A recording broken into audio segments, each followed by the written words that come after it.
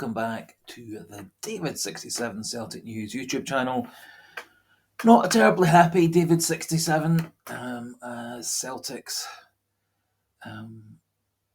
rather rotten winter transfer window fiasco carries on. There's around about 31 hours to go as I record this video around 4 o'clock on Wednesday afternoon. The transfer window doesn't shut till 23:30, 11:30 in old money on Thursday evening, and so there is time to get a player or two in on loan or transfer permanently, and there is time to get the excess players taking up room in the squad out of the club as well. However, over the course of the day, there's not been any real progress other than to say that Idah has had his medical reportedly with a view to a loan deal from Norwich to Celtic for the rest of the season. It appears this is just a loan deal with no purchase at the end of the period, which for me, I can't understand at all. He is 22, going on 23. He is an international. He has had experience in the English Premier League with Norwich. There is quite a lot of differences of opinions amongst pundits as to how good Idah actually is. Some, such as Chris Sutton, think he's pretty limited. Gary Neville, by contrast, thinks he's a more than decent player.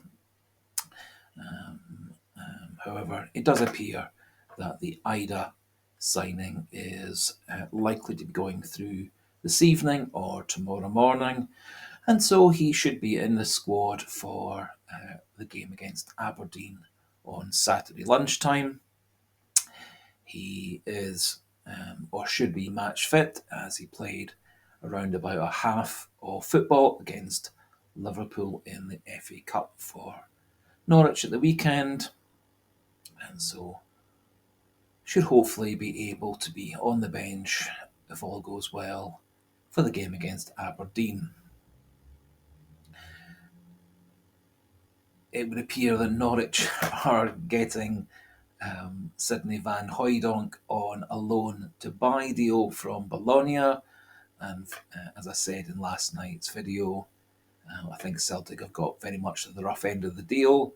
However, just like Nicholas Kuhn, about whom I also have a lot of reservations, I really do hope that Nicholas Kuhn and Adam Idah are better than the highlight reels and a lot of their stats are saying that they appear to be.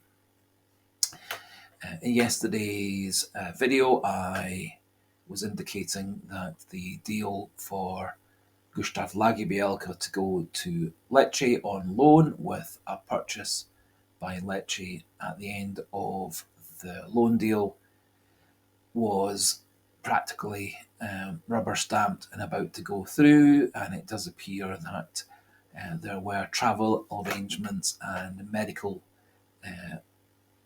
arrangements being organised and just about finalised when Brendan Rodgers decided to red light the loan deal after all.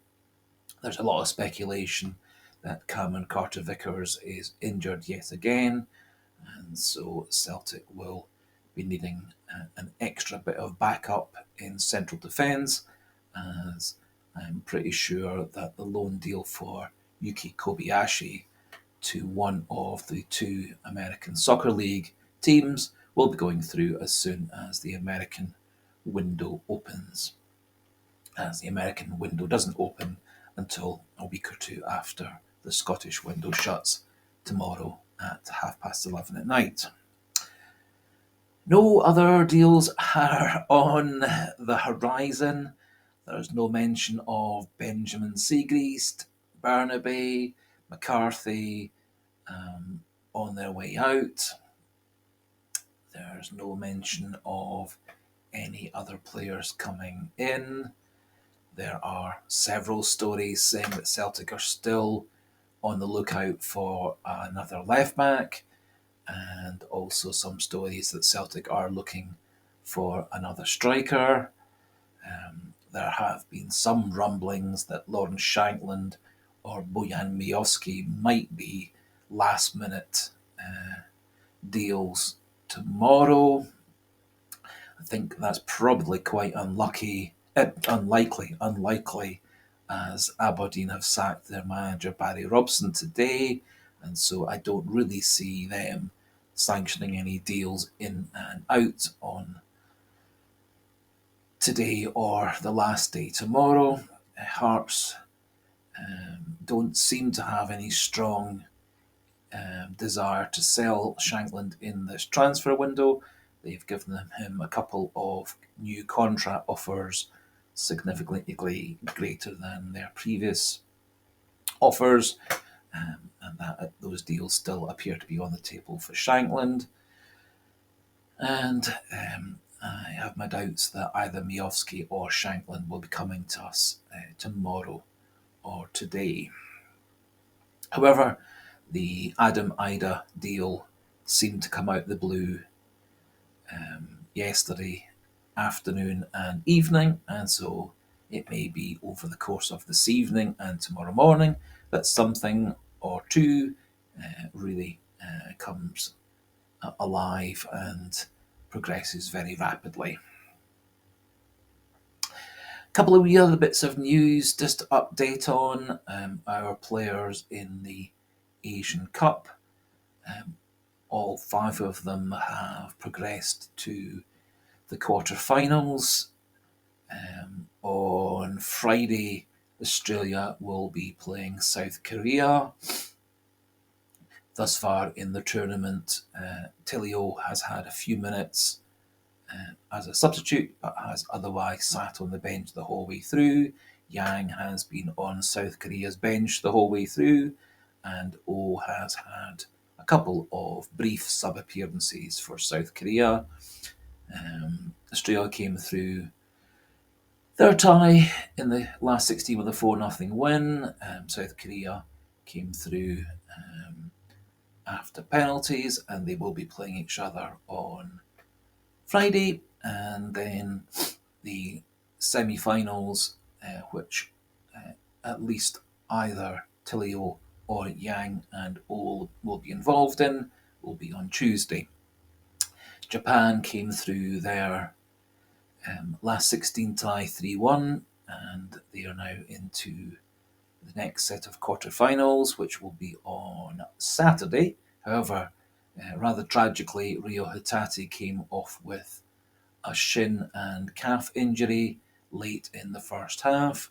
The Japanese manager was rather non-committal as to how serious this is going to be, but it does sound like it may well be that Hatate's tournament is over, which does at least mean he'll be flying back to Celtic that wee bit earlier, but I think we're probably facing him being out for a few weeks more to recover from the shin and calf injury at least.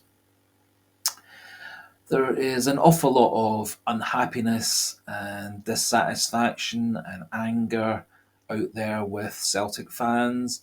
There's very, very little positivity at the moment. There's an awful lot of people blaming the board, a lot of people blaming Rodgers. Surprisingly for me, quite a lot of people not blaming Rodgers and putting all the blame on the board. I personally, and this is my opinion, and everybody is fully entitled to their own opinion, and this is just my opinion based on all these years of watching and supporting Celtic through thick and thin, sunshine and rain, good and bad times, is that Rodgers has come in last June. He oversaw the summer transfer window, which was good in parts and not so good in other parts. Rodgers initially took full responsibility for greenlighting all these players coming in and going out, and then seemed to shy away from that, saying that, oh, he wasn't really involved, these were all Ange Postecoglou scouted players, he hadn't really been involved with these, and then later on said the opposite. What I do know is that for the 2 previous years under Ange Postecoglou, we had pretty much the same board, pretty much the same recruitment and scouting staff, and with a few exceptions, Celtic had 4 successful transfer windows under Ange Postecoglou. We had some really great signings like Kyogo, Hatate, Idah, O'Reilly, Jota, Carter-Vickers, and a few pretty good signings and a few pretty duff signings. But we did at least seem to have a clear, obvious recruitment policy of what we were looking for, what sorts of players we were looking for, what positions we were covering, and there did seem to be a clear plan of where we were going and what we were looking for. However, under Rodgers, this seems to have descended into chaos. And one day we say we want this, one day we say we want that. There's contradictions and confusion, and I think that's pretty much the way to sum up these 30 days of January transfer window. Is it has been rather chaotic, rather confusing, and there's been stories and rumours swirling round and round and round like a tornado. And I, for one, don't really know which stories to believe, which stories not to believe. I think probably in the end, like most things, the blame needs to be shared by Rodgers and the board and the scouting staff and the recruitment staff, as I think all those have a big hand in the transfer policy and loan policy, and it all has been rather a mess. What I do think would really, really help would be for Celtic as a club to be much more open with uh, what is going wrong, why players aren't getting brought in, why players aren't getting moved on. There's been rather an awful lot of silence, an awful lot of stories on Celtic fan sites and journalism sites. A lot of the stories, I think, have little basis in actual evidence or proof. I think a lot of transfer experts and sites and stuff are making up stories based on slight rumours, presenting them as facts, when in fact there's very little behind it. I do wish that Celtic, as I say, were as open as one of the other teams I support, the Green Bay Packers, an American football side, as per the sweatshirt I'm wearing to keep cosy on this miserable day where I live, and because they're much more open, daily press conferences, the head coach very open to long press conferences, the whole organisation much more open to fans to ask questions, and also a much clearer policy of players coming in and out, much clearer policy on injuries, how long they are, how serious they are, what treatment's going to get required, what the club's going to do to cover for particular injuries. But Celtic do seem to have quite a code of silence regarding transfer policy and injuries, and one can never really trust anything you hear from Brendan Rodgers at his press conferences, as has been evidenced by the recurring stories of Carter-Vickers being taken off just as a precaution, and then suddenly he's out for 6 weeks, brought off again as a precaution, and he's out for another few weeks again. Was apparently fully fit for the game against Ross County at the weekend, but taken off after an hour, no mention of any injuries, and then suddenly, a couple of days later, we're now hearing that Rodgers has decided to red light Gustav Lagerbielke's deal to Lecce, which understandably Lagerbielke is more than 100% cheesed off about. and we're back to square one. So I really do hope that Celtic learn a lot of lessons from this fiasco of a transfer window of January 2024 and improve things 1,000% for the summer window of 24 and the winter window of 2025. Hopefully, by which time we'll have secured the double in this season and had a successful Champions League campaign. One can only hope, one can only be optimistic. And I do always try and be optimistic.